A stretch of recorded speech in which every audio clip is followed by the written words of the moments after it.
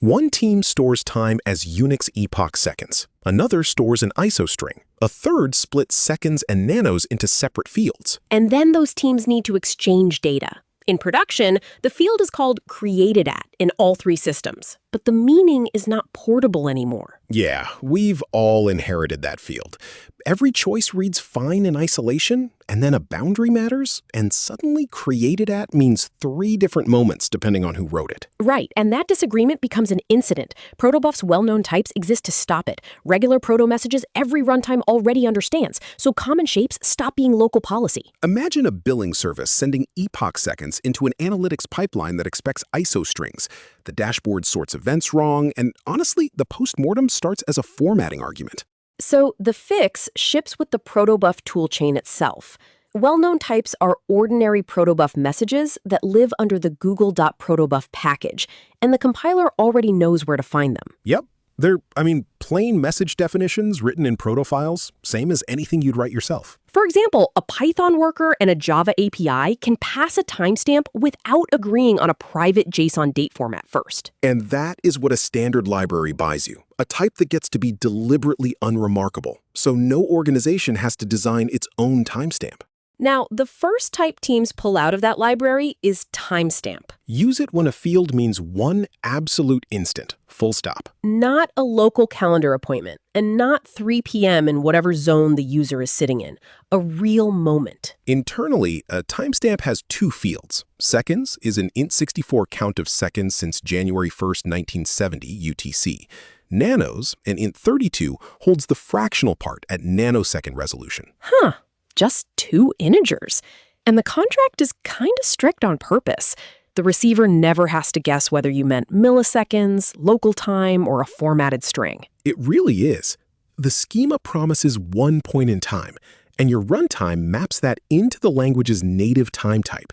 So if timestamp is always UTC, where does the user's time zone go? Nowhere, by design. Timestamp stores the instant. The presentation layer decides how to display it for a user or a locale. Take a delivery app. It records payments settled as one instant, then renders the customer's local time on the receipt. Sure. So if I store meeting starts at 9 a.m. every Monday in New York, timestamp alone is not the whole model. A recurring local schedule needs calendar rules plus a zone identifier. Timestamp wants, one specific instant. Message created, payment settled, job started. Which saves a lot of quiet time bugs. Store instance as instance, store calendar intent as calendar intent. And the next time shape is duration, timestamp sibling. It reuses seconds and nanos with a completely different meaning. Duration is not a point on the timeline. It's an amount of time. Take a retry scheduler. After a downstream request fails, a duration can hold 5 seconds, 10.5 seconds, even -3 seconds, without pretending any of those are calendar instants. And the arithmetic sort of comes free with the types. Subtract one timestamp from another, and you get a duration. Then add a duration onto a timestamp, and it lands on a new timestamp. Huh. The types do the calendar math for you. In Python, that maps cleanly to date time and time delta. In Java, the natural targets are instant and java.time.duration. Same math on both ends of the API. Then using them is refreshingly mundane, you know? You import the proto file from Google/Protobuf and use the type as a field. For timestamp, the import path is google/protobuf/timestamp.proto. For duration, it is duration.proto. Then the field type is google.protobuf.timestamp or google.protobuf.duration. You don't vendor a random copy into your repo, and you never paste the message definition into your own schema. The include files ship with Prototick, and the language libraries understand them. If your production build can't find them, fix the proto path or the toolchain setup.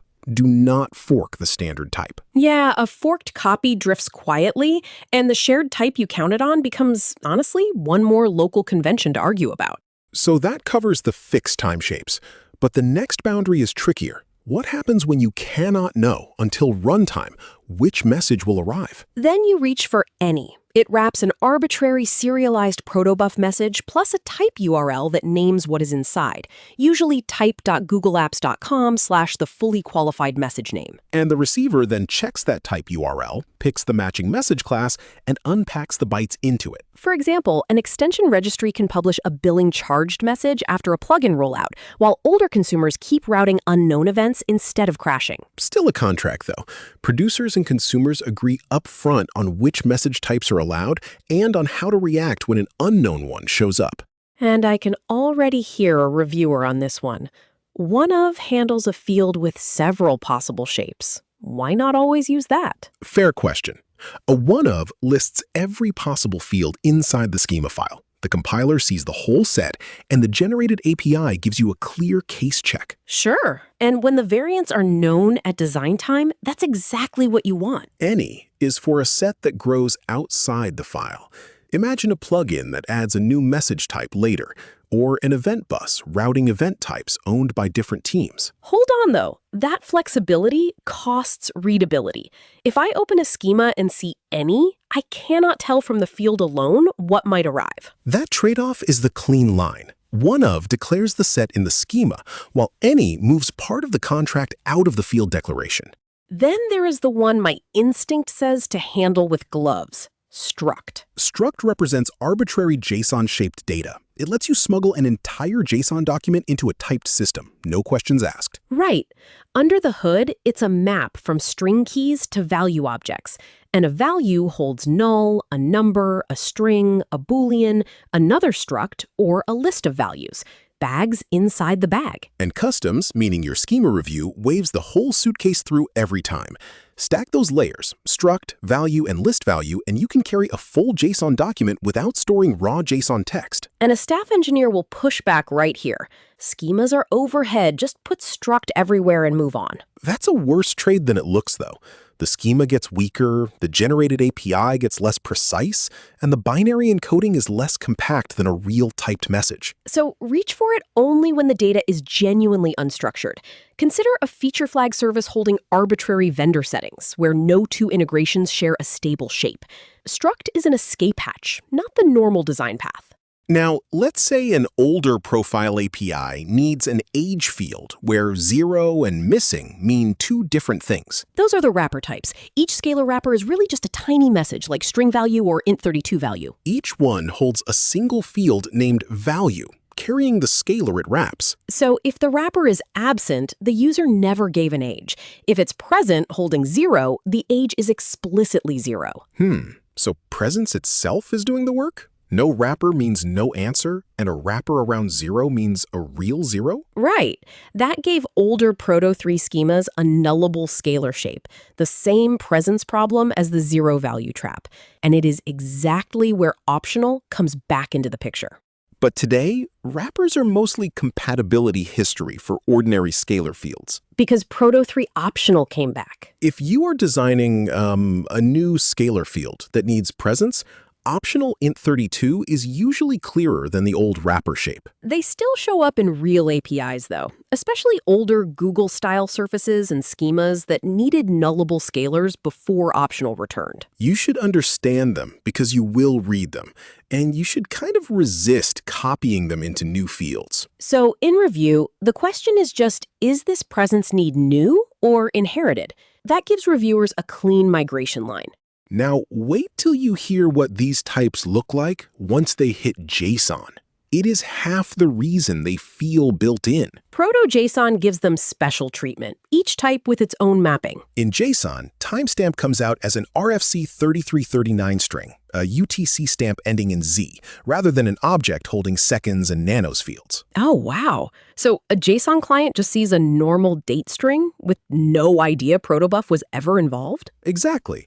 Duration becomes a string with an S suffix, like 300 seconds or 10.5 seconds. And any becomes a JSON object with an @type field, so the type URL stays visible. And wrappers usually serialize like the scalar value they wrap, which is much easier for JSON clients to consume. The binary side stays normal protobuf, so now the wire format and the human-facing form both behave. And after that JSON detour, the homegrown timestamp comes back to bite. It always starts out looking simpler. Maybe you only need created @seconds today, so you store an int64. Then someone needs fractional seconds. Or you store ISO strings because they are readable, and then one producer includes an offset, another always sends Z, and a third leaves the zone off because the database column was, local time. Yeah, I've shipped this exact pattern more than once. Every custom time field starts as convenience and turns into policy. And that bug ages badly in production. The schema says string, the comment says UTC, and the data says mostly UTC until one day it doesn't. Timestamp doesn't solve every time problem, but it removes format negotiation from the schema instead of hiding policy inside every integration. So let's land the rule of thumb. First, timestamp for a concrete instant and duration for a span of time.